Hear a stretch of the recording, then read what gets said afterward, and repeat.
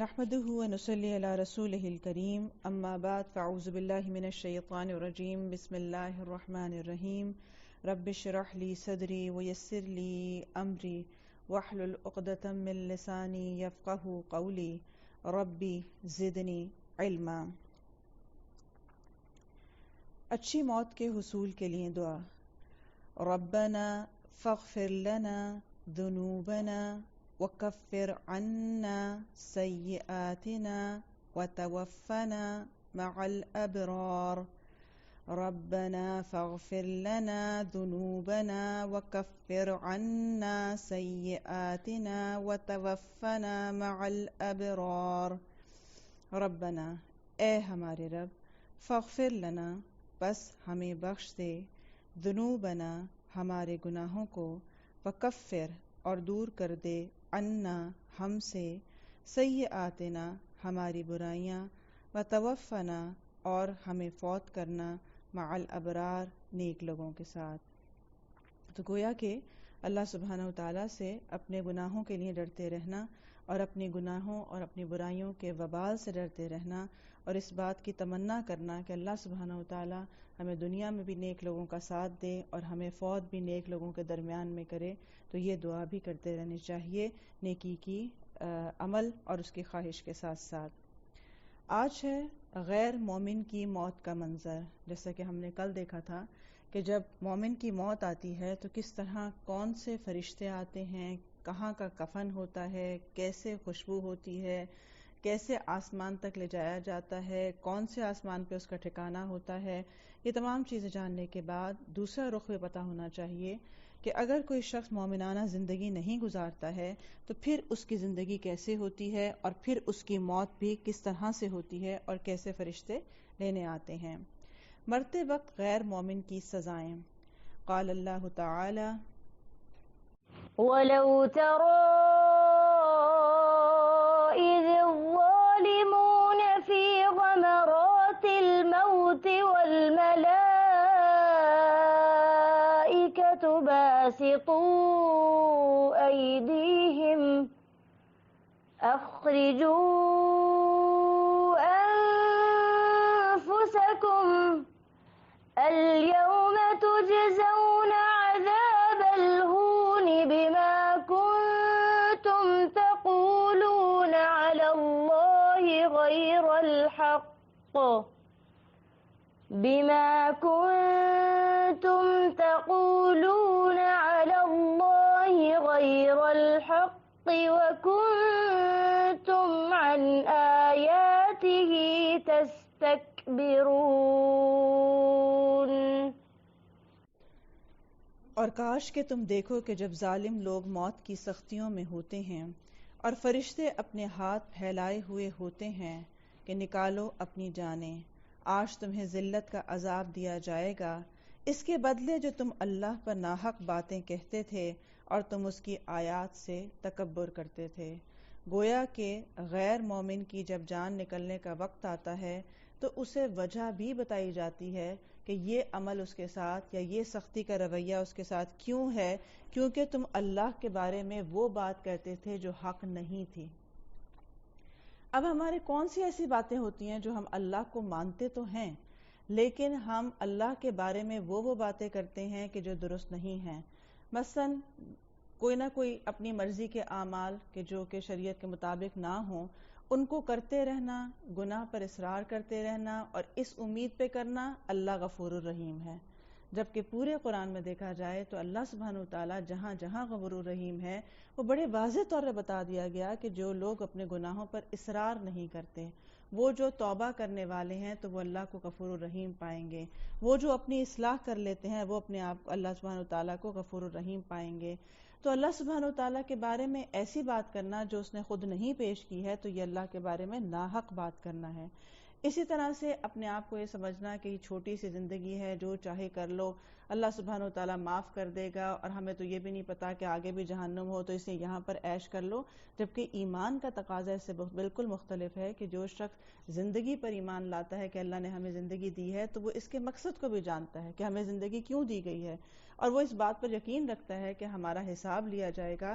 تو اگر کسی شخص کے یہ تمام ایمان کمزور ہوں اور وہ اس کی بنا پر کوئی ایسے بیان جاری کرتا ہے، تو یہ چیز بھی جو ہے بہت خطرناک ہو سکتی ہے، اور اللہ کے بارے میں سوچ سمجھ کے بات کرنا چاہیے. اور اگر کبھی ایسا ہو کہ ہم کسی ایسی عمل کو جو نیک عمل ہے نہ کرنے پر قادر ہوں، تو کبھی بھی اسے ڈیفینڈ نہیں کرنا چاہیے کہ ہم جو کر رہے ہیں بالکل ٹھیک کر رہے ہیں، یا اس طرح سے ایسے لوگوں کے بارے میں بات نہیں کرنی چاہیے کہ دین والے تو ایسے اور ایسے ہوتے ہیں، یا ان کا مذاق اڑانا یا کوئی ایسی بات کرنا جو نہیں کرنا چاہیے، کیونکہ اللہ سبحانہ و تعالیٰ نے جو بات حق بیان کر دی ہے وہ حق ہی رہے گی، چاہے ہمیں پسند آئے یا نہ آئے. دوسری وجہ وہ یہ کہتے ہیں کہ ہم جان اس لیے ایسے نکال رہے ہیں، ذلت کا عذاب اس لیے دیا جا رہا ہے کیونکہ یہ آیات سے تکبر کرتے تھے. اب آیات سے تکبر کرنا کیا ہے؟ تکبر ہے حق کو جھٹلانا اور لوگوں کو حقیر جاننا. ہم دیندار لوگوں کو کیا سمجھتے ہیں؟ ہم ان کو کتنا عزت کا مقام دیتے ہیں. ہم اسی طرح آپ دیکھیں جو قرآن پڑھانے والے لوگ ہوتے ہیں، قاری صاحب ہوتے ہیں، ہم ان کو کہاں بٹھاتے ہیں؟ اپنے ٹیوشن پڑھانے والے کو کہاں بٹھاتے ہیں؟ ہم ان کو کیا عزت اور پروٹوکول دیتے ہیں؟ تو اس لیے جو چیز حق کو جھٹلانا جو ہے وہ خود ایک تکبر کی علامت ہے. مثلاً اذان کی آواز آئے لیکن کہنا دیکھا جائے گا. اب یہ کیا ہے؟ یہ تکبر ہے ایک طرح کا، کہ اللہ سبحانہ و تعالیٰ ہمیں کال کر رہے ہو کہ آ جاؤ حق کی طرف، آ جاؤ فلاح کی طرف، آ جاؤ صلاح کی طرف، اور ہم کہتے ہیں ہم سے نہیں آیا جاتا. ہم تو یہ سب چیزیں بھی دیکھنے کی ضرورت ہے کہ انسان کا کبر بعض دفعہ اس کو خود نہیں اندازہ ہوتا کہ میرا جو رویہ اللہ کے آگے ہے یا دین کے معاملے میں ہے وہ کہیں کبر پہ مبنی تو نہیں ہے. اور پھر اسی طرح جو لوگ عمل کر رہے ہوں ان کو حقیر سمجھنا. مثلا ہم ماڈرن کیوں بنتے ہیں؟ کیونکہ ہمیں یہ لگتا ہے کہ شاید ماڈرن لوگوں کی بڑی عزت ہوتی ہے. ہم ایسے لباس کو کیوں اوائڈ کرتے ہیں؟ ہم سمجھتے ہیں کہ شاید اگر ہم نے ایسا لباس پہن لیا کوئی ہمیں سمجھے گا ہم بڑے مولوی ہو گئے. مولوی کا مراد کیا ہے؟ دیندار ہو گئے، اور اس سے شاید ہماری عزت گھٹ جائے گی. تو اس لیے یہ جو کبر ہے یا اس کی مختلف شکلیں ہو سکتی ہیں. ایک ہوتا ہے کہ سننا ہی نہیں، یعنی ہمیں جو سمجھ ہے بس وہی کافی ہے. ایک کبر کا انداز ہی ہوتا ہے، اپنی بڑائی کا انداز ہی ہوتا ہے، ہمیں کوئی نہ بتائے. کیونکہ آپ اکثر دیکھیں کہ بعض دفعہ کسی کو نصیحت کی جائے تو آگے سے جواب وہ دیتا ہے ہمیں نہ بتایا کرو، ہم بھی مسلمان ہیں، ٹھیک ہے، یا تم زیادہ اچھے مسلمان نہ بنا کرو. یعنی اس طرح کا ایک رویہ اختیار کرنا، یعنی سن کے ہی نہ دینا جو بات ہوگی، اور اپنے آپ کو یہ سمجھنا کہ جو ہمیں پتہ ہے وہ بالکل ٹھیک پتہ ہے. پھر اسی طرح سن لینا لیکن مان کے نہ دینا. جیسے کہ منافقین کا رویہ کیا تھا؟ سمعنا و عصینا. سن تو لیں گے لیکن ہم سے ہوتا کوئی نہیں ہے. ہم اس کو اسی طرح سے کہتے ہیں اس دور میں نہیں ہوتا، ہمارے گھر میں نہیں ہوتا، ہمارے خاندان میں نہیں عمل ہو سکتا. تو یہ سب چیزیں بھی اسی طرح ہیں کہ دین سے تکبر کرنا یا اسے منہ موڑنا. پھر اسی طرح یہ بھی تکبر میں ہے کہ اس کو اہم ہی نہ سمجھنا. یعنی مان بھی لیا اور ہو بھی گیا، پتہ چل گیا کہ ایسا ہونا چاہیے، لیکن آپ نے کہا ہاں تو کیا ہے، سب لوگ نہیں کرتے تو ہم نے بھی نہیں کیا تو کیا ہو گیا، کون سے فرق پڑتا ہے، اس کو اتنی اہمیت ہی نہ دینا. پھر یہ کہ اپنی عقل کو یا اپنے معیارات کو اعلیٰ سمجھنا دین کے معیار سے، اور یہ سمجھنا کہ جو ہم لائف گزار رہے ہیں یا ہم جو ایک لباس پہنتے ہیں یہی ہماری عزت کا معیار ہے.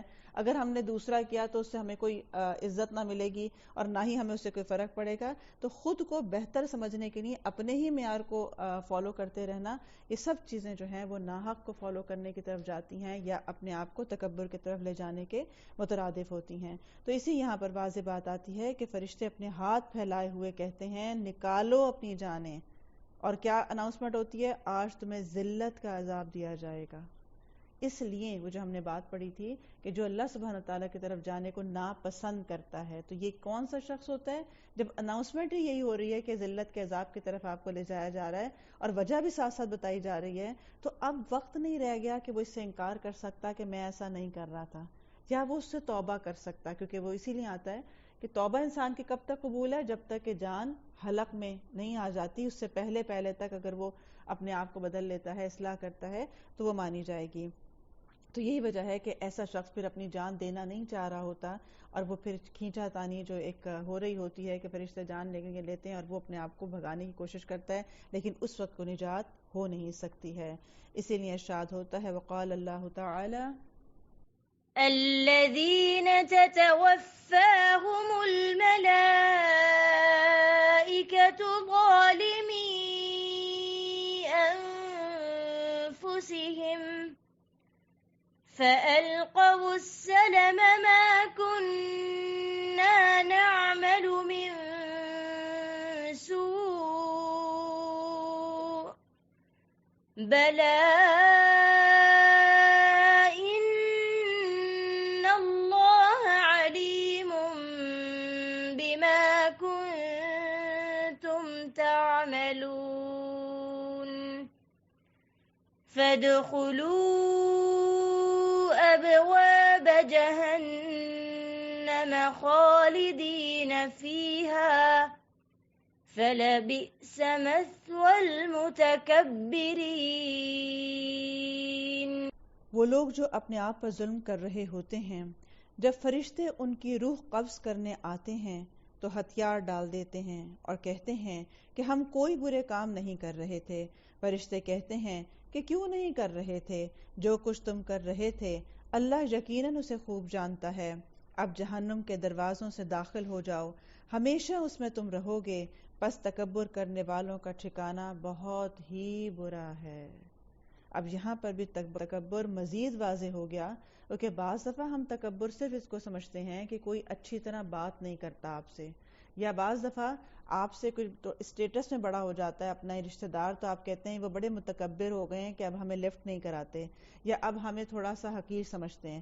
اب یہاں پر بات سمجھ میں آتی ہے کہ جو دین سے منہ موڑتا ہے اصل میں وہ بھی تکبر کر رہا ہوتا ہے. اور یہاں پر یہ اسی تکبر کی بنا پر یہ بار بار کہیں گے، اناؤنسمنٹ کریں گے کہ تمہارا جو دین کے معاملے میں ایک رویہ تھا اس کی وجہ سے تمہیں آج جہنم کے دروازوں میں داخل کیا جا رہا ہے.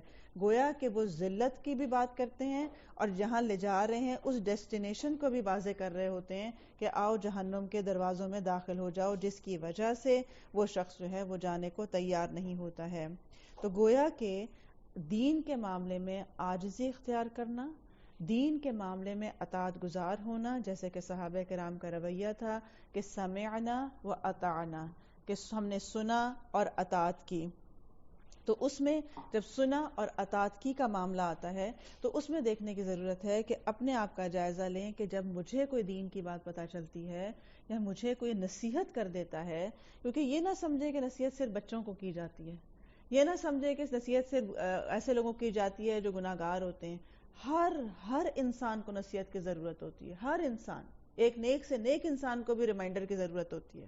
بعض دفعہ آپ یہ دیکھیں کہ آپ بہت سمجھدار ہوتے ہیں، بہت اچھے ہوتے ہیں، بڑے صابر ہوتے ہیں، لیکن جب کوئی آزمائش آ جاتی ہے تو ایک دم سے آپ کے حواس ایسے ہو جاتے ہیں کہ آپ کو ایک عام سی بات بھی سمجھ میں نہیں آ رہی ہوتی. عام سا صبر جو چھوٹی سی بات کا صبر ہوتا ہے اور آپ دوسروں کو نصیحت کرتے تھے، آج آپ کو خود نہیں سمجھ میں آ رہا ہوتا میں صبر کیسے کروں. اپنے دل اور اپنے غم کی حالت وہ ہوتی ہے کہ اس میں بہت ساری باتیں بھول جاتی ہیں انسان کو کہ اس وقت مجھے کیا کرنا تھا. تو ایسے میں کسی کو نصیحت کرنی پڑتی ہے. اسی طرح بعض دفعہ انسان اپنی غفلت میں، اپنی سستی، اپنی کاہلی یا دنیا داری میں بہت زیادہ مگن ہونے کی وجہ سے وہ اس طرح سے ہو جاتا ہے کہ اسے سمجھ میں نہیں آ رہا ہوتا کہ میں دین کی طرف کیسے آؤں. دیکھنے میں بڑا سمجھدار آدمی ہوتا ہے، پڑھا لکھا آدمی ہوتا ہے، لیکن وہ آنے کی کوشش بھی کرے تو نہیں سمجھ میں آتا کیسے کرے. تو ایسی صورت میں اس کی مدد کرنا یا اسے کوئی ایسی بات یاد کروا دینا، تو یہ چیز کی ضرورت بھی ہر انسان کو ہوتی ہے. تو اس لیے ہمیں دیکھنے کی ضرورت ہے کہ اگر مجھے کوئی نصیحت کرے تو میں یہ نہ گمان کر لوں کہ میری اتنی عمر ہے، میرا اتنا تجربہ ہے، مجھے کوئی نصیحت کیا کرے گا، مجھے تو خود بہت پتا ہے، ہم بھی مسلمان ہیں. یہ سب جملے کسی مومن کے ہو نہیں سکتے، بلکہ وہ شکر گزار ہوتا ہے کہ جب اسے نصیحت کی جائے. یہی وجہ ہے کہ حضرت عمر رضی اللہ عنہ جیسا شخص بھی جو اپنی عقل میں، سمجھ میں، اپنے ایمان میں، اپنے دین میں، ہر چیز میں بہت آگے تھے، اس کے باوجود جب بھی کوئی ان کو نصیحت کرتا تو اپنا گال زمین سے لگا دیتے تھے. جب بھی انہیں وہ کوئی اللہ کا نام لے کر بات کرتا تو وہ فوراً اپنے آپ کے اطاعت کی طرف آتے تھے اور اس کی بات سنتے تھے، چاہے وہ کہنے والی کوئی عورت ہو، چاہے وہ کہنے والا عوام میں سے کوئی ایک شخص بھی ہو. تو اس لیے یہ دیکھنے کی ضرورت ہے کہ ہم سب اپنے رویے پر غور کریں. مجھے میرا بچہ بھی اگر کہہ دینا کہ آپ نے یہ بات ٹھیک نہیں کی تو میں ایک دم سے سرنڈر کر کے سمعنا و اطعنا، اچھا ہوا، شکر الحمدللہ کسی نے مجھے نصیحت کر دی. شکر ہے اس نے مجھے یاد کروا دیا، میری آخرت اس نے بنا لی اس نے. تو شکر گزار ہوں ان کے جو ہمیں نصیحت کرتے ہیں. اور ابھی اس دنیا میں آپ دیکھیں بہت کم لوگ ہیں جو آپ کو نصیحت کرنے والے رہ گئے ہوں گے. اور جیسے جیسے انسان بڑا ہوتا جاتا ہے، بچوں کی حد تک تو بلیسڈ ہوتے ہیں وہ لوگ کہ ان کو ہر وقت نصیحت ملتی ہے، ادھر سے بھی ان کی بھلائی، ادھر سے بھی خیر، ادھر سے بھی ان کو محبت میں سب کچھ بتایا جاتا ہے. لیکن ایک وقت وہ آ جاتا ہے کہ جب دنیا ہمیں نصیحت کرنا ہی چھوڑ دیتی ہے. آپ کے بعض دفعہ کان ترستے ہیں کہ کوئی مجھے بھی کہے، اور آپ کا بعض دفعہ دل چاہ رہا ہوتا ہے کہ مجھے کوئی کہے یہ بات کہ تم بہتر ہو جاؤ، مجھے کہے کہ کوئی بات غصہ نہ کیا کرو، مجھے وہ حدیث سنائے کوئی آ کے کہ جس سے میں اپنی مدد لے سکوں آ کے. تو یہ ہے کہ جس کو نصیحت کرنے والا کوئی بھی بات مل جائے، چاہے کوئی کسی بھی اپنا ساتھی مل جائے، کوئی رشتہ دار مل جائے، کوئی اولاد مل جائے، کوئی آپ کو ایسی کلاس مل جائے، کہیں پر بھی آپ کو نصیحت کے کوئی الفاظ مل جائیں تو اللہ کا شکر ادا کریں، یا اللہ شکر کہ جس نے مجھے میری موت سے پہلے مجھے یہ بات یاد دہانی کی توفیق عطا فرمائی. پھر اپنا جائزہ لیں، میں کہاں کہاں تکبر کرتی ہوں، یعنی میرا رویہ کہاں کہاں یہ والا ہوتا ہے کہ مجھے حق پتہ چل جاتا ہے لیکن میں اس کے آگے اپنے آپ کو سرنڈر نہیں کرتی ہوں، میرا رویہ وہاں جھکنے والا نہیں ہوتا ہے. تو اس لیے اگر ایسا رویہ اپنا محسوس ہو تو فوراً اللہ سے توبہ کر کے کہے کہ یا اللہ مجھے صحابہ جیسا ایمان عطا فرما جنہوں نے سنا اور اطاعت کر لی تھی، یا اللہ میرے اندر وہ ایمان عطا کر دے، مجھے عمل کی قوت عطا کر دے. تو اللہ تعالیٰ سے دعا کرتے رہیں گے تو اللہ سے امید ہے کہ اللہ سے توبہ کرتے رہنا اور اپنی اصلاح کے لیے کوشش کرتے رہیں گے تو اللہ وہ نصیب بھی کرتے گا. پھر کھولتے گرم پانی سے مہمانی. وَأَمَّا إِن كَانَ مِنَ الْمُكَذِّبِينَ الضَّالِّينَ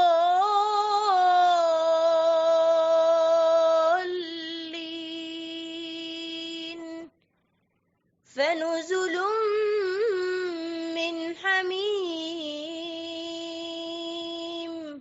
وَتَصْلِيَةُ جَحِيمٍ. اگر وہ جھٹلانے والے گمراہوں میں سے ہوگا تو کھولتا پانی اس کی مہمانی ہوگی اور وہ دوزخ میں دھکیل دیا جائے گا. اب یہاں پر لفظ یہ نہیں آ رہا کہ اگر وہ کفار میں سے ہوگا، اگر وہ ایمان نہ لانے والوں میں سے ہوگا، کیونکہ قرآن میں آپ دیکھیں جہاں جہاں الفاظ استعمال ہوئے ہیں بڑے نپے تلے ہیں. اب یہاں پیچھے تکبر کی بات آ کے ایک دم آیت کون سی آ رہی ہے کہ وہ جو جھٹلاتا ہے، کیونکہ انسان ہمیشہ تکبر میں ہی جھٹلاتا ہے کسی بات کو. تو اب جھٹلانے والوں میں سے اگر وہ ہوا، اب کس طرح جھٹلانا؟ قول سے جھٹلانا بھی ہوتا ہے، کچھ نہیں ہوتا. یعنی ہم جب آخرت کی بات آتی ہے، انجام کی بات آتی ہے، ہم کہتے ہیں او کچھ نہیں ہوتا اتنا. اب یہ قول سے جھٹلانا ہے. پھر اسی طرح ہم اس پہ عمل بھی کر رہے ہوتے ہیں، یعنی کہ جو شریعت ہوتی ہے اس کے خلاف جا کے ہم اپنے عمل سے ہی بتاتے ہیں کہ جو شریعت نے کہا ہم اس پہ عمل کرنے والے کوئی نہیں، تو ہم اپنے عمل سے جھٹلا رہے ہیں. اسی طرح بعض دفعہ ہم اپنی سوچ میں ہی جھٹلائے ہوئے ہوتے ہیں، یعنی ہم اب ارادہ ہی میں نہیں ہوتے. یعنی جیسے ہم کوئی قرآن کی بات سنتے ہیں، حدیث سنتے ہیں، شریعت کا احکام سنتے ہیں تو ہم ایک دم دماغ میں سوچ کے آتی ہے آج کل کے دور میں نہیں ہو سکتا، ہمارے خاندان میں تو ویسے ہی نہیں ہو سکتا، میرے میاں تو ویسے ہی پسند نہیں کرتے اس چیز کو. اب یہ جو سوچ کا بلاکیج ہے، یہ جو اندر نیت ہی کا فطور ہے، یہ چیز پھر انسان کو نہیں آنے دیتی اس کی طرف سے. تو ان سارے جھٹلانے کے جتنے بھی طریقے ہوتے ہیں ان سے بچنے کی ضرورت ہے. کہ فرمایا کہ جو جھٹلانے والا تھا تو اس کے لیے کھولتا پانی اس کی میزبانی اور دوزخ میں اس کو دھکیل دیا جائے گا. تو اس لیے اپنے اندر ایک پازیٹیوٹی پیدا کرنا، تصدیق کرنا اس بات کی، یعنی جیسے ہی آپ کوئی ایسی بات سنیں جو شریعت کا حکم ہے تو فوراً کہیں کہ اللہ نے جو کہا بالکل ٹھیک کہا، اللہ تعالیٰ مجھے بس اس پہ عمل کی توفیق دے دے، اللہ میرے خاندان کو اس پہ عمل کی توفیق دے دے. جہاں سے آپ کو لگتا ہے کہ رکاوٹ آنی ہے وہاں کے لیے دعا کریں کہ اللہ تعالیٰ ہم سب کو اس کے لیے عمل آسان کر دے ہمارے لیے. اور یہ یاد رکھیں کہ انسان کی سب سے بڑی رکاوٹ اس کے نفس کی رکاوٹ ہے. جس چیز کو انسان خود مان جاتا ہے، جس چیز کے پر وہ خود مائل ہو جاتا ہے، جس پر وہ عمل کرنا چاہتا ہے، وہ اس کا کوئی راستہ نکال لیتا ہے. آپ دیکھیں بعض لوگ آہستہ آہستہ آہستہ آہستہ آہستہ گریجولی بدل رہے ہوتے ہیں کیونکہ وہ اپنا راستہ بنا رہے ہوتے ہیں وہاں سے، کیونکہ ان کو عمل کرنا ہوتا ہے. وہ پہلے بدلتے ہیں، خاندان بعد میں بدلتا ہے، اولاد بعد میں بدلتی ہے، باقی لوگ بعد میں بدلتے ہیں. تو اپنی ذمہ داری قبول کرنا بہت اہم ہے کہ اگر مجھے عمل کرنا ہے تو بدلنا بھی مجھے ہی ہوگا. پھر اسی طرح چہرے اور پشتوں پر ضربیں لگانا. اللہ سبحانہ وتعالیٰ کا ارشاد ہے، قال اللہ تعالی وَلَوْ تَرَى وإذ يتوفى الذين كفروا الملائكة يضربون وجوههم وأدبارهم وذوقوا عذاب الحريق۔ اور کاش آپ دیکھتے جب فرشتے کافروں کی روحیں قبض کر رہے تھے تو ان کے چہروں اور ان کی پشتوں پر ضربیں لگاتے تھے اور کہتے تھے کہ اب جلانے والے عذاب کا مزہ چکھو۔ اب یہاں پر بات واضح کر دی گئی کہ جس وقت روح نکالنے کے لیے فرشتے آتے ہیں تو ان کے چہرے پر اور ان کی پشت پر مارتے ہیں۔ کبھی آپ نے دیکھا ہے وہ جیسے مجرموں کو لے جایا جاتا ہے، آپ کبھی وہ منظر دیکھیں کہ جہاں پر ایک شخص کو جرم ابھی ثابت نہیں ہوا ہوتا، ابھی صرف وہ پکڑ دھکڑ ہوئی ہوتی ہے، تو جو پولیس صرف وین میں ہی ڈال رہی ہوتی ہے تو وہ سیدھا یہ نہیں ہے کہ آپ کو ہاتھ پکڑ کے آرام سے وین میں بٹھا رہے ہوتے ہیں، وہ ساتھ ساتھ ٹھڈے بھی لگا رہے ہوتے ہیں، وہ ساتھ ساتھ جوتوں سے بھی مار رہے ہوتے ہیں، کبھی کوئی ہاتھ لگا رہا ہوتا ہے، کبھی اسے دھکا دے کے وہ اندر دھکیل رہا ہوتا ہے۔ تو یہ ہے وہ چیز کہ ان کے جو لے جانے کا انداز ہے، اس دنیا سے جو جانے کا انداز ہے، وہ بھی ذلت پر مبنی ہے، وہ بھی اذیت پر مبنی ہے، صرف جانا ہی نہیں ہے۔ یعنی ایک تو جانا انسان کے لیے ایک مشکل اور دکھ کا باعث ہوتا ہے، دنیا چھوڑنا اور دنیا سے جانا، لیکن جب اس کا انداز بھی ایسا ہو لے جانے والے کا تو وہ اس کے لیے اذیت پہ اذیت ہے۔ اور پھر ساتھ ساتھ کہتے جاتے ہیں کہ جلانے والے عذاب کا مزہ بھی چکھو۔ گویا کہ اس سے یہ بات واضح ہو گئی کہ انسان کا فیصلہ ہو جاتا ہے کہ جو فرشتے اسے لینے آتے ہیں کہ اس وقت وہ جہنم کی طرف جا رہا ہے یا جنت کی طرف لے جایا جا رہا ہے۔ اور آپ خود سوچیں کہ جس وقت یہ فیصلہ ہوتا ہے اس وقت ہاتھ خالی ہوتے ہیں، اسی لیے تو وہ آتا ہے بار بار کہ جب وہ فرشتے دیکھ لیں گے تو وہ وش کریں گے، وہ مان جائیں گے کہ وہ ظالم تھے، اس وقت ہوگا، لیکن اس وقت کا ایمان لانا فائدہ نہیں دے رہا ہوگا کہ جس وقت بچنے کی یا پیچھے جانے کی کوئی صورت نہیں رہ جائے گی۔ اس لیے روزانہ اپنے انجام کو سوچنا، روزانہ اس سے پناہ مانگنا۔ اسی لیے کہا گیا کہ جو شخص 3 دفعہ جنت طلب کرتا ہے اور 3 دفعہ جہنم سے پناہ مانگتا ہے، اللہم انی اسألک جنت الفردوس و اعوذ بک من النار کہتا ہے 3 دفعہ، تو اس کو جو ہے اس کی سفارش کرتی ہے جنت کے، اللہ جو اس نے طلب کیا اسے عطا فرما، اور جہنم کہتی ہے اللہ جس سے یہ پناہ مانگتا ہے اس کو اس سے پناہ عطا فرما۔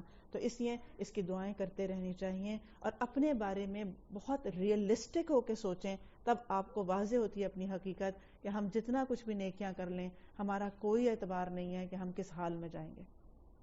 اسی لیے جس کو اللہ تعالیٰ حسن خاتمہ نصیب کرنا چاہتا ہے، بعضا وہ شخص ہوتا ہے جس نے زندگی بڑے گناہوں میں گزاری ہوتی ہے، غفلت میں گزاری ہوتی ہے، لیکن اللہ سبحانہ وتعالیٰ عین موت کے قریب اس کو نیکی کی توفیق دے دیتا ہے۔ اور جس کا سول خاتمہ کرنا ہوتا ہے، ایک شخص نے ساری زندگی اچھے کام کیے ہوتے ہیں، بچت سے زندگی گزاری ہوتی ہے، لیکن عین موت کے وقت اس سے وہ کام سرزد ہونے لگتے ہیں کہ جو اس کے برے خاتمے کی طرف لے جاتے ہیں۔ اس لیے کوئی بھی شخص چاہے وہ کتنا ہی متقی ہو، کبھی بھی وہ اس سے بے خوف نہیں ہو سکتا کہ ہمارا انجام کیا ہوگا۔ اپنے انجام سے ڈرتے رہنا اور اپنے اعمال سے ڈرتے رہنا، کیونکہ مجھے میرے اعمال ہی کا وبال پہنچے گا۔ ہمیں دوسروں سے کوئی خطرہ نہیں ہے، ہمیں معاشرے سے کوئی خطرہ نہیں، ہمیں خاندان سے کوئی خطرہ نہیں کہ وہ ہمارے لیے کیا ہوگا اور کیا نہیں، ہمیں خطرہ صرف اپنے آپ سے کہ اگر میں ایمان نہ لائی اور میرا عمل نہ بدلا تو اس کا وبال کوئی اور نہیں دیکھے گا سوائے میرے۔ اسی طرح کافر کی روح کا موت سے بھاگنے کے لیے جسم میں دوڑنا۔ سیدنا برا بن عازب رضی اللہ عنہ نبی اکرم صلی اللہ علیہ وسلم سے روایت کرتے ہیں کہ بے شک جب کوئی کافر شخص دنیا سے رخصتی اور سفر آخرت پر جانے کے قریب ہوتا ہے تو اس کے پاس آسمان سے سیاہ چہرے والے فرشتے اتر کر آتے ہیں۔ نیک کے لیے کیا تھا؟ روشن چہروں والے فرشتے آتے ہیں۔ اب یہاں ذرا کمپیریزن کرتے جائیں کہ یہ کیا بات ہو رہی تھی کہ وہاں کیا تھا اور یہاں کیا منظر ہوگا۔ گویا کہ جو ان کا جانا ہے اسی کے انجام میں فرق کیوں ہے؟ کیونکہ ان کی دنیا کے اعمال میں فرق تھا۔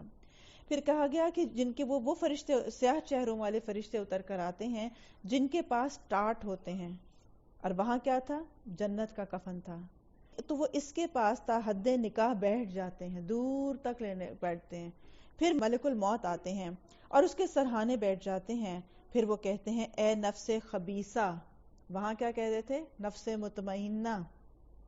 اے نفس خبیثہ، اللہ کی ناراضگی اور غصے کی طرف چلو۔ تو یہ سن کر اس کی روح اس کے جسم میں دوڑنے لگتی ہے، کیونکہ فوراً جیسے ہی کہا جاتا ہے چلو اب وہاں پہ غصہ بھی ہے، ناراضگی بھی ہے، اور وہ ملک الموت اسے اس طرح کھینچتے ہیں جیسے گیلی اون سے سیخ کھینچی جاتی ہے اور اسے پکڑ لیتے ہیں، اور جب وہ اسے پکڑتے ہیں تو وہ فرشتے ایک پلک جھپکنے کی مقدار بھی اسے ان کے ہاتھ میں نہیں چھوڑتے اور اسٹارٹ میں لپیٹ کر اس کو اوپر لے جایا جاتا ہے۔ جیسے یہاں پر کیا تھا کہ جیسے ملک الموت جان نکالتا ہے تو دوسرے فرشتے اس کو لیتے ہیں اور جنت کے کفن میں لپیٹتے ہیں، یہاں پر وہ ٹاٹ میں لپیٹی جا رہی ہوتی ہے اس کی روح۔ اب آگے کیا ہوتا ہے؟ عذاب دیکھ کر کبھی بھی موت نہ چاہنا۔ سیدنا ابو ہریرہ رضی اللہ عنہ سے روایت ہے، انہوں نے کہا کہ اللہ کے رسول صلی اللہ علیہ وسلم نے فرمایا، جب اللہ کے دشمن پر موت طاری ہوتی ہے تو وہ دیکھتا ہے جو دیکھتا ہے، تو وہ نہیں چاہتا کہ کبھی بھی اس کی روح نکلے، اور اللہ اس کی ملاقات سے نفرت کر رہا ہوتا ہے۔ پیچھے کیا بات آئی تھی؟ جب مومن کو وہ دکھایا جاتا ہے جو وہی دیکھ رہا ہوتا ہے، بس موت کے وقت باقی کوئی دنیا نہیں دیکھ رہی ہوتی، تو وہ وش کرتا ہے کہ مجھے جلدی سے لے جایا جائے۔ لیکن جس وقت یہ منظر اپنا دیکھتا ہے جانے کا، تو یہ کیا کہتا ہے کہ مجھے نہ جایا جائے، اور وہ اس کو ناپسند کرتا ہے، تو اللہ سبحانہ وتعالیٰ بھی اس کا آنا جو ہے وہ پسند نہیں کر رہے ہوتے۔ اللہ کی ملاقات کو ناپسند کرنا۔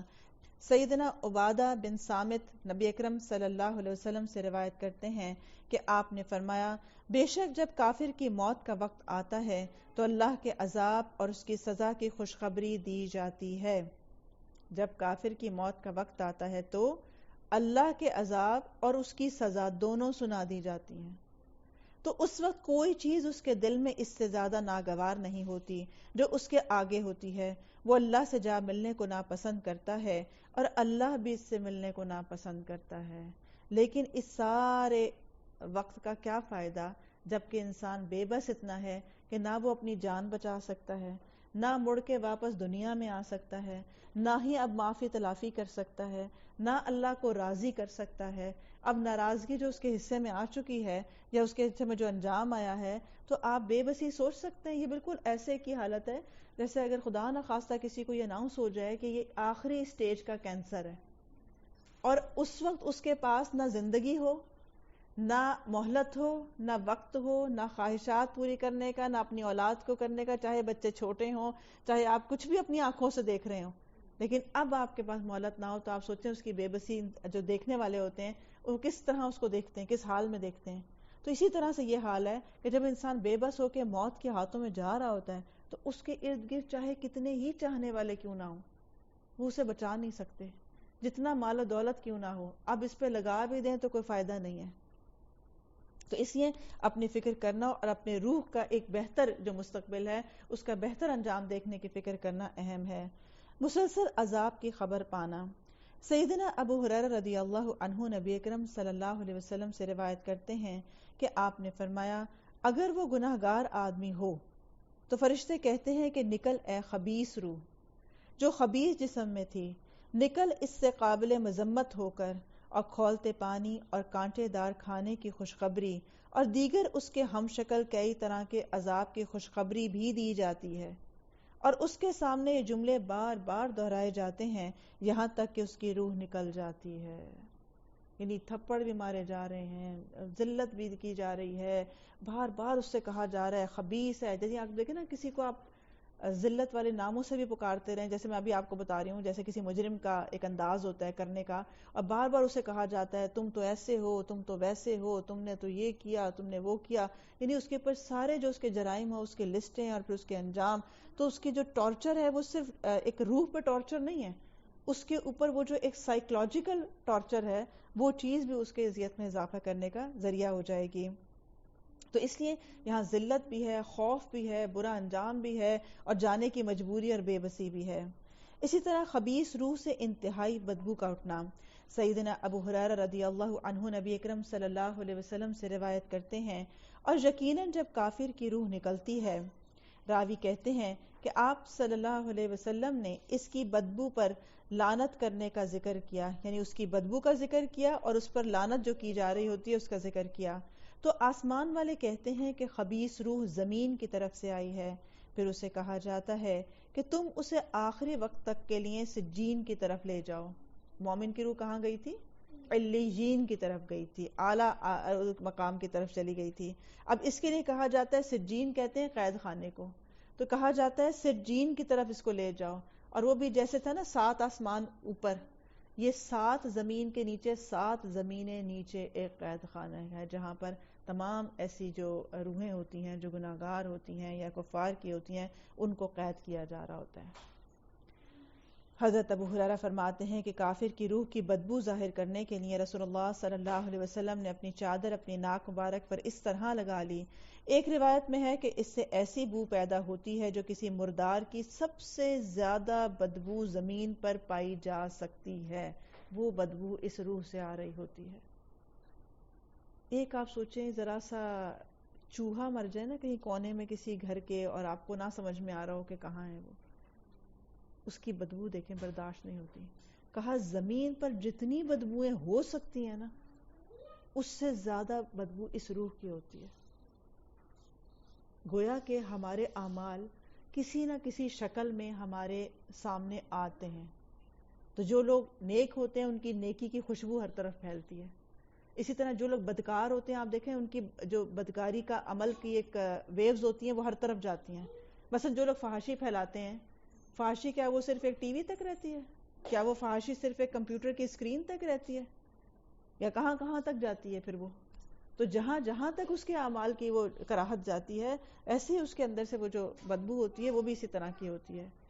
اور ذرا سا سوچیں کہ آپ گراؤنڈ فلور سے ذرا سا بیسمنٹ میں چلے جائیں نا، آپ کا سانس گھٹنے لگتا ہے، آپ کی ہوا آکسیجن کم ہونے لگتی ہے، اور ذرا سا ایک فلور اور نیچے چلے جائیں کتنا ہی ہوادار آپ بنا لیں بیسمنٹ کو، کہاں یہ کہ 7 زمینیں نیچے جانا، اور صرف وہاں کوئی ہوا کا انتظام نہیں، کوئی روشنی نہیں، بلکہ ایک قید خانے کے اندر جانا، اور پھر وہاں ایک اور اذیت کہ وہاں اب ایسے سے ہی سارے لوگ ہیں جو خبیث اور خبیث ماحول ہی سارا وہ ہو، اور اس کے اندر گزارا کرنا۔ آسمان کے دروازوں کا نہ کھلنا۔ سیدنا ابو ہریرہ رضی اللہ عنہ نبی اکرم صلی اللہ علیہ وسلم سے روایت کرتے ہیں کہ آپ صلی اللہ علیہ وسلم نے فرمایا، پھر کافر کی روح کو آسمان کی طرف لے جایا جاتا ہے۔ اب یہ بھی دیکھیں، جیسے پہلے گئی تھی اوپر گئی تھی نا، جب لپیٹا جاتا ہے پہلے اوپر جاتی ہیں چیزیں، کافر کی روح بھی آسمان کی طرف لے جایا جاتا ہے تو اس کا دروازہ اس کے لیے نہیں کھولا جاتا۔ مومن کے روح کے لیے کیا تھا؟ وہ جہاں جاتا ہے دروازے کھلنا شروع ہو جاتے ہیں، اور پر ہر شخص اس کا نام پوچھ رہا ہوتا ہے۔ یہاں کیا ہے؟ اوپر لے جایا جاتا ہے لیکن دروازہ نہیں کھولا جاتا۔ کہا جاتا ہے یہ کون ہے؟ کہا جاتا ہے فلاں شخص ہے۔ کہا جاتا ہے کوئی مرحبا نہیں ہے اس کے لیے، اس ناپاک نفس کے لیے جو ناپاک بدن میں تھا، لوٹ جاؤ برائی کے ساتھ کیونکہ تیرے لیے آسمان کے دروازے نہیں کھولے جائیں گے۔ گویا کہ وہیں پہ بریک لگتی ہے، جبکہ مومن کے لیے کیا تھا کہ ہر آسمان کا دروازہ کھولا جاتا ہے، اور ہر آسمان کے مقرب فرشتے اس کے ساتھ ساتھ جو ہیں وہ اس کو پروٹوکول کرتے ہیں، اور اس کے ساتھ اس کو لے کر حتیٰ کے ساتھ میں آسمان پہ تمام مقربین کے ساتھ وہ جا رہا ہوتا ہے۔ کتنا بڑا واضح فرق ہے کہ صرف یہ عزت اور ذلت دنیا کی نہیں ہے، کتنا بڑا ہے۔ اللہ سبحانہ وتعالیٰ نے جان نکالنے کے منظر ہی کو اتنا بڑا کر دیا کہ کس طرح سے اس کی روح جاتی ہے۔ اور اصل انسان کی جو تسکین ہے یا عزت یا بے عزتی یا دکھ یا خوشی کا جو معیار ہے وہ اس کی روح ہے۔ آپ کی روح کو جو چیز خوش کرتی ہے آپ ویسے اس سے خوش ہوتے ہیں، اور آپ کی روح کو جو تکلیف دیتی ہے وہ چیز آپ کو تکلیف دیتی ہے، چاہے بظاہر آپ بڑے اے سی والے کمرے میں بیٹھے ہوں، آپ کو کھانے لگے ہوں، لیکن آپ کی روح اگر تکلیف میں ہے تو اس میں عزت کہاں ہے؟ اس کی روح کو عزت دی جا رہی ہے، تو اصل یہی اصل تسکین ہے انسان کی مرنے کے بعد۔ پھر آسمان سے سجین میں گرایا جانا۔ اب چلا گیا اوپر، روح چلی گئی، دروازے نہیں کھل رہے، اب کیا ہوگا؟ اسی میں بات آتی ہے کہ سیدنا برا بن عازب رضی اللہ عنہ نبی اکرم صلی اللہ علیہ وسلم سے روایت کرتے ہیں کہ فرشتے اس روح کو لے کر اوپر چڑھتے ہیں۔ فرشتوں کے جس گروہ کے پاس سے وہ گزرتے ہیں تو وہ کہتا ہے یہ کیسی خبیث روح ہے؟ وہ کہتے ہیں فلاں ابن فلاں، وہ اس کا دنیا میں پکارا جانے والا بدترین نام پکارتے ہیں۔ مومن کے لیے کیا تھا؟ وہ جہاں جاتے ہیں سب پوچھتے ہیں کون آیا ہے، کون آیا ہے، اتنی خوشبو کس میں سے آ رہی ہے، اور پھر بتایا جاتا ہے بہترین نام پکارا جاتا ہے، اس کا بدترین نام۔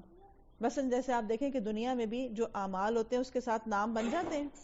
مثلا جو شخص چوری کرتا ہے اس کا کیا نام ہوتا ہے دنیا میں؟ بدترین نام، اسے لوگ چور کہتے ہیں، ڈاکو کہتے ہیں، مجرم کہتے ہیں۔ تو جو اس کا بدترین نام دنیا میں تھا وہ اس نام سے پکارا جاتا ہے، یہاں تک کہ اسے لے کر آسمان دنیا میں پہنچ جاتے ہیں تو اس کے لیے دروازہ کھلواتے ہیں۔ لیکن دروازہ نہیں کھولا جاتا۔ پھر رسول اللہ صلی اللہ علیہ وسلم نے یہ آیت تلاوت فرمائی، لا تفتح لهم أبواب السماء ولا يدخلون الجنة حتى يلج الجمل في سم الخياط۔ ان کے لیے آسمان کے دروازے نہیں کھولے جائیں گے اور نہ ہی وہ جنت میں داخل ہوں گے حتیٰ کہ اونٹ سوئی کے ناکے میں داخل ہو جائے۔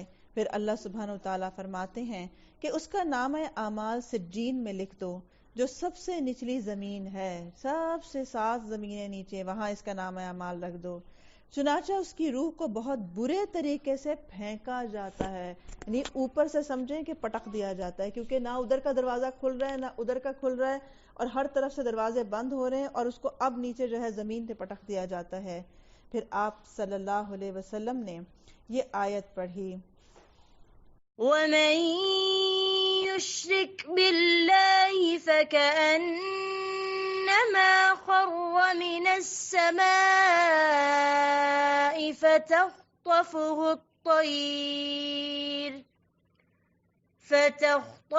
الطير أو تهوي به الريح في مكان سحيق۔ جو اللہ کے ساتھ شرک کرتا ہے وہ ایسے ہے جیسے آسمان سے گر پڑا، پھر اسے پرندے اچک لیں یا ہوا اسے دور دراز کی جگہ پر لے جائے، پھر اس کی روح اس کے جسم میں لوٹا دی جاتی ہے۔ گویا کہ وہ جو ایک ذلت کا ایک سفر شروع ہوتا ہے وہ صرف وہاں تک نہیں رہتا، بلکہ وہ قید خانے میں جانے تک کا جو مرحلہ ہے کہ اس کی روح کو پٹخ دیا جاتا ہے، کھینچ کے نکالا جاتا ہے، دروازے نہیں کھولے جاتے ہیں، برے ناموں سے موسوم کیا جاتا ہے، اور پھر قید خانے میں ڈالے رکھنے کے بعد سارے اسی ٹائپ کے جو لوگ ہوتے ہیں وہ جب تک قیامت آئے گی وہ وہیں پر رہے گا۔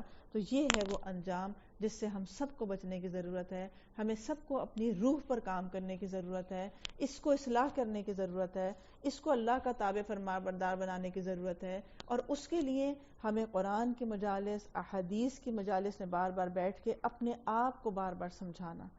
دنیا کو سمجھانا بہت آسان ہے، اپنے آپ کو سمجھانا بہت مشکل ہے، اور اسی لیے فرمایا گیا کہ قرآن کو بار بار، ایمان کی بار بار تجدید کی دعا کرنی چاہیے، کیونکہ تمہارے پیٹوں میں ایمان ایسے ہی پرانا ہو جاتا ہے جیسا تمہارے اوپر لباس پرانا ہو جاتا ہے، تو اس کی تجدید کی ضرورت ہوتی ہے۔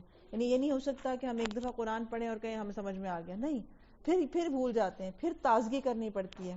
اسی لیے ہم دیکھتے ہیں کہ ہمیں جب کوئی قرآن ہم سنتے ہیں یا کوئی ایسی بات کو سمجھتے ہیں تو ایک دم سے اپنے اندر ایک ایمان کی تازگی محسوس ہوتی ہے، جو کہ ہماری ضرورت ہے۔ ایسے جیسے کہ ہمیں لباس کی ضرورت ہے یا غذا کی ضرورت ہے ہر تھوڑی دیر کے بعد، تو اسی طرح سے ہمیں اپنے ایمان کو بھی روزانہ تازہ کرنے کی ضرورت ہے۔ اور اسی کے لیے آپ دیکھیں کہ بار بار 5 وقت کی اذان اور 5 وقت کی نماز رکھی گئی۔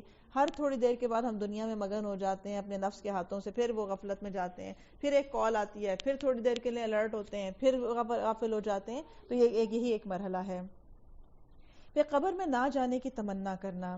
سیدنا ابو سعید خدری سے روایت ہے کہ نبی اکرم صلی اللہ علیہ وسلم نے ارشاد فرمایا کہ جب نہ جنازہ رکھا جاتا ہے، جنازہ تیار ہو گیا، جب جنازہ رکھا جاتا ہے اور لوگ اسے کاندھوں پر اٹھاتے ہیں تو اگر مرنے والا نیک نہیں ہوتا تو اپنے گھر والوں سے کہتا ہے کہ ہائے بربادی، تم اسے کہاں لے جا رہے ہو؟ اس کی یہ آواز انسان کے سوا اللہ کی ہر مخلوق سنتی ہے۔ اگر انسان سن لے تو وہ بے ہوش ہو جائے، جو اس وقت وہ چیخو پکار کر رہا ہوتا ہے اس وقت، وہ کہ مجھے نہ جایا جائے۔ اور اللہ نے ہمیں کیوں محفوظ رکھا؟ فرمایا گیا، اسی نے نبی صلی اللہ علیہ وسلم نے فرمایا، جس کا مفہوم ہے کہ اگر تم وہ جان لو جو میں جانتا ہوں کہ کیا ہو رہا ہوتا ہے وہاں پہ، تو تم اپنے مردے دفنانا چھوڑ دو، اگر تمہیں وہ منظر پتہ چل جائے تو۔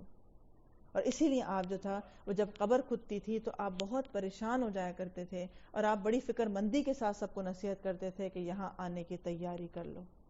اور یہاں آنے کی تیاری میں جیسے کہ فرمایا گیا تھا کہ نماز جو ہے وہ آنے والی چیزوں کو روکتی ہے، پھر صدقات ایک طرف سے آنے والی چیزوں کو روکتے ہیں، صلہ رحمی روکتی ہے، اخلاق انسان کا جو ہوتا ہے وہ عذاب کو روک لیتا ہے۔ تو یہ سب چیزیں انسان کو کسی ایک دن یا سال میں ایک بار یا ویسے کرنے کی ضرورت نہیں ہے، بلکہ ہر لمحے میں اپنے آپ کو کچھ بھی نہ نیکی کریں تو ذکر میں ضرور رہیں. کچھ نہ کریں کسی کے ساتھ بھلائی، کم از کم اپنی برائی سے دوسرے کو بچائے رکھیں کہ دوسرے کے بارے میں کوئی غلط بات نہ میرے ذہن میں آ جائے، کہیں میری زبان سے کوئی بات نہ نکل جائے. تو اپنے دل کو، اپنے سوچ کو، اپنے عمل کو، ہر چیز کو ایسے پاک صاف رکھیں کہ اللہ تعالیٰ میرا اور آپ کا بس رشتہ ایسا ہے. اس کے علاوہ جتنی بھی چیزیں ہیں میں اس کے اندر زیادہ نہ انوالو ہوں کہ جہاں گناہ بھی ہوتے ہوں یا ویسے ہوتا ہو. بس جس کا حق ہے مجھ سے ادا کروا لے، اور جو بھی خیر ہے مجھ سے ادا کروا لے، اور مجھے ہر برائی سے بچا لے. اور خاص طور پہ اپنے نفس اور لوگوں کے نفس کے شر سے بچنے کی دعا مانگا کریں. اپنے نفس سے بھی بچنے کی پناہ مانگیں. کیونکہ آپ دیکھیں کہ کہیں پر آپ کہیں جائیں کسی ایسی جگہ پہ جہاں پہ مریض ہوں، ایک تو مریض ہوں، پھر کراہ رہے ہوں، چیخوں کی آواز آ رہی ہو، خون بہ رہا ہو. کبھی آپ جائیں نا ایمرجنسی میں کسی ہاسپٹل میں، تو کہیں پہ کسی کا ایکسیڈنٹ ہوا ہو، کوئی اذیت ہو رہی ہو، پھر کسی کا علاج ہو رہا ہو، تو کیا وہ ایک ذہنی آپ کو اذیت ہو جاتی ہے نا ایسی چیزوں سے کہ آپ کو چاہے خود نہ بھی بیمار ہو. تو یہ ہے وہ چیز کہ جو اذیت پر اذیت کا باعث ہے. پھر قبر میں انتہائی ہیبت ناک ساتھی کا ملنا. ایک اور روایت میں آتا ہے کہ اس کے پاس، یعنی اس شخص کے پاس جو قبر میں جاتا ہے، ایک متشکل ہو کر ایک آسا آدمی آتا ہے، یعنی ایک شکل میں ایک شخص آتا ہے جس کا چہرہ انتہائی کریہ اور اس کے کپڑے انتہائی گندے ہوتے ہیں. اس سے بہت بدبو آتی ہے. وہ کہتا ہے تو خوشخبری پا اس چیز کی جو تجھے غمگین کرے. یعنی اب ایک طرح سے ایک طنز کا سا انداز ہوتا ہے کہ اب تمہیں جو چیز غمگین کرے گی تمہیں وہ خوشخبری ہے. یہ تیرا وہ دن ہے جس کا تجھ سے وعدہ کیا جاتا تھا. تو وہ فوت شدہ آدمی کہتا ہے تجھے بھی اللہ بری خبر سے بشارت دے، تو ہے کون؟ تیرا چہرہ انتہائی قبیح چہرہ ہے، اور جو شر تو لایا ہے. تو وہ کہتا ہے کہ میں تیرا خبیث عمل ہوں. اللہ کی قسم جو کچھ میں جانتا ہوں وہ یہ ہے کہ تو اللہ کی اطاعت سے بہت ہی پیچھے رہنے والا تھا. تو بہت ہی سست تھا اور اللہ کی نافرمانی کی طرف بہت جلدی کرنے والا تھا. اللہ تجھے برا ہی بدلہ دے. گویا کہ انسان کے جو اعمال ہیں اسے ایک شکل دے کے قبر میں اس کے ساتھ ہمیشہ کے لیے چھوڑ دیا جائے گا جب تک قیامت آنی ہے. تو یہ نہیں کہ وہ صرف اپنے عذاب جھیل رہا ہے، وہ جو ایک برا شخص اس کے ساتھ ہے اور اس کو مستقل ٹارچر کر رہا ہے وہ بھی عذاب پر عذاب ہے. اسی طرح کہ وہ شخص جو نیک ہوتا ہے اس کے اعمال کو ایک حسین شکل دے دی جاتی ہے. تو وہ اس سے پوچھتا ہے کہ تم یہاں کیسے؟ تو کہتا ہے میں تمہارے اعمال ہوں، تمہیں مانوس کرتا رہوں گا، یعنی تمہیں اکیلا ہونے کا احساس نہیں ہوگا. ہم سب ذرا ایک لمحے کے لیے سوچیں، اگر ہمارے اعمال کو شکل دی جائے وہ کیسی شکل ہوگی؟ ایمانداری سے بتائیں کیا شکل ہوگی اس کی؟ ذرا ڈھالیں اس کو کہ میرا جو اعمال ہے سارا دن کے، میرا جو اخلاق ہے، میرا جو کردار ہے، میری جو سوچ ہے، اس کو ایک شکل دی جائے تو وہ کیا سوچ شکل ہوگی؟ کتنا ہم اس کے ساتھ رہنا چاہیں گے؟ اپنے آپ کو سوچیں نا، میں اور آپ سوچیں مجھے اپنے جیسے کے ساتھ زندگی گزارنی پڑے تو کتنا آپ رہنا چاہیں گے، یا کہیں گے اللہ کی پناہ میں تو زیادہ دیر نہیں رہ سکتی اس جیسے کے ساتھ، تو بس کیا ہوگا؟ اب پھر کیا ہے وہ وجہ کیا بتا رہا ہے؟ اس کی وجہ کیا؟ ذرا اس پہ بڑا غور طلب بات ہے یہ. تم اللہ کی اطاعت سے پیچھے پیچھے رہتے تھے. ایک ہوتا نا اچھا کر لیں گے، ہو جائے گا، ضروری ہے آج ہی کریں، آج صبح فجر نہیں پڑھی تو کیا ہوا، بعد میں پڑھ لیں گے، تو کیا ہوا، قضا کر لیں گے، ہاں تو کیا ہوا، بچے بڑے ہو جائیں گے تب دیکھی جائے گی، ہم عبادت گزار بن جائیں گے، ابھی تو جیسی جائے زندگی گزارو ایک حج کر لیں گے. تم کیا کرتے تھے؟ پیچھے پیچھے پیچھے ہوتے رہتے تھے. اس کے اندر سارا دن سوچتے رہنا اچھا قرآن پڑھیں گے، سارا دن سوچتے رہنا اچھا وہ تسبیح پڑھنی تھی، ہاں بس کیا کروں ٹائم ہی نہیں ملا. پیچھے پیچھے ہونا. تم اللہ کی اطاعت کے معاملے میں سستی کیا کرتے تھے. ذرا ہم اپنی نمازوں کو دیکھیں کس طرح پڑھتے ہیں. پھر اسی طرح جتنے بھی نیکی کے کام ہیں اس میں ہماری سستی کے سوا اور کوئی چیز حائل نہیں ہوتی. اگر دیکھا جائے تو یہ نہیں کہ ہمارے پاس وقت نہیں ہوتا، توفیق نہیں مل رہی ہوتی.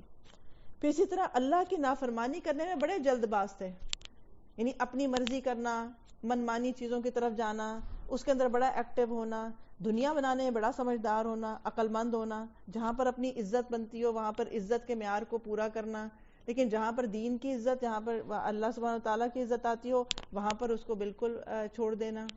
تو یہ سب چیزیں ہیں جس کی وہ وضاحت کرے گا کہ میں قبیح کیوں تھا، کیونکہ تم ایسا کیا کرتے تھے.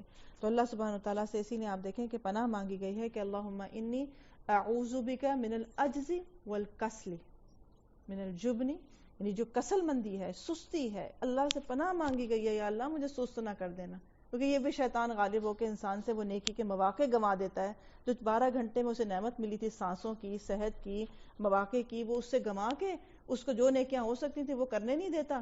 یا اسی طرح سے مال جمع کرتے رہنا، وہ کر لیں گے صدقات بڑی ہے، ابھی تو بچوں کے پہلے پورے کر لیں خرچے، پہلے تو اپنی لگژریز پوری کر لیں، پھر ویسے کر لیں، پھر کوئی بیماری آئے گی تو صدقہ بھی نکال دیں گے. تو ہر چیز میں جو ہم پیچھے پیچھے ہوتے ہیں اس سے بچنے کی ضرورت ہے. پھر اسی طرح سے ہم دیکھیں کہ ہم جو کام بھی کرتے ہیں، جو کر بھی رہے ہیں، مثلا نماز ہی پڑھ رہے ہیں، کس کوالٹی کی کر رہے ہیں، یعنی اس کے اندر کوالٹی کو لو کوالٹی پہ کام کرنا. جب دین کی باری آئے تو اس کو لو کوالٹی پہ کرتے رہنا. پھر جو کر رہے ہیں اس میں دکھاوا کرنا. جو خاندان میں لین دین ہوتا ہے کتنے % اللہ کی خاطر کرتے ہیں؟ یعنی سوچے نا ذرا وہ بات کہ جو نیکیاں کے نام پر ہم کر رہے ہیں اس کے اندر بھی گھاٹے کہاں سے آ رہے ہیں، کہ اس کے میں سے بھی کتنی تول صحیح نکلے گی جو ہم جس پہ مطمئن بیٹھے ہوئے ہیں کہ ہاں بھئی ہم تو بڑا کرتے ہیں. پھر اسی طرح سے اس کا لیول کم ہونا، پھر اس میں دکھاوا کرنا، ریاکاری کا عنصر شامل ہو جانا. پھر اسی طرح ہم دیکھتے ہیں کہ صحابہ کرام کی جو زندگی تھی، جیسی ان کی زندگی تھی ویسی ان کی موت تھی. پھر تو اس لیے اپنی زندگی پہ غور کر کے اپنی موت کے انجام کو بہتر کرنے کی کوشش کرنے کا کام کرنا چاہیے. پھر اسی طرح ہم اپنے اعمال کی جو نحوست ہے، وبال ہے یا برکت ہے، وہ دونوں ہمارے اپنے ساتھ جائے گی. ہم یہ نہیں کہہ سکتے کہ اچھا دنیا میں تو جیسے مرضی زندگی گزار لیں، اچانک سے شاید ہمیں موت جب آئے گی تو ہم کلمہ گو ہو جائیں گے اور وہ ساری برکتیں لوٹ آئیں گی ہماری طرف. ایسا نہیں ہو سکتا. ہم اپنے ہی اعمال کا جو ایکشن ریئیکشن ہے اس سے جان نہیں چھڑا سکتے اللہ کہ ہم توبہ کر کے اپنی زندگی کے پیٹرن کو بدلیں، اپنی سوچ کو بدلیں. اس لیے آخرت کے انجام سے بچنا ہے تو واقعی آخرت سے بچنے والے اعمال کرنا پڑیں گے. صرف سوچ کافی نہیں ہے، صرف ڈرنا کافی نہیں ہے.